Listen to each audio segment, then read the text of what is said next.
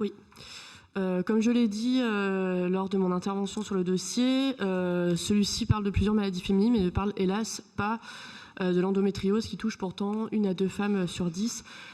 Cet amendement, je vous l'ai déjà présenté lors du budget au mois de décembre, vous expliquant que dans notre région, nous avions une carence importante en ce qui concerne les centres d'endométriose, puisque nous ne bénéficions que d'un seul centre à Lyon et aucun en Auvergne, carence qui entraînera des coûts et des frais supplémentaires, sans parler des mois d'attente.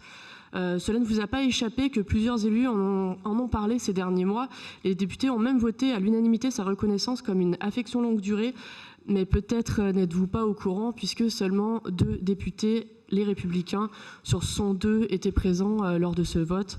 Et lors de la session budgétaire, votre groupe, les Républicains, et tous les groupes de gauche ont voté contre. Mais vraiment, pourquoi ? Enfin, pourquoi ne vous intéressez donc vous pas à l'endométriose ? Enfin, est-ce que ça ne vous intéresse pas, ces femmes qui ne peuvent plus vivre normalement, sont obligées de rester couchées et qui ne peuvent plus dormir pendant des jours, des femmes qui souffrent au point de faire des malaises ou de prendre des antalgiques puissants comme de la morphine ou autre drogue, ou poussant parfois certaines même jusqu'au suicide.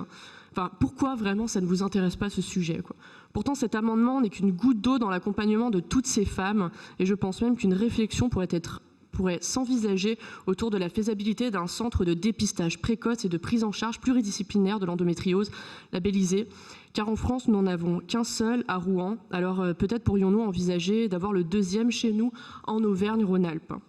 Aujourd'hui, par cet amendement, nous vous demandons donc d'ajouter simplement maison médicale spécialisée dans l'endométriose au point 2A. Je vous remercie. Oui, madame, pardon.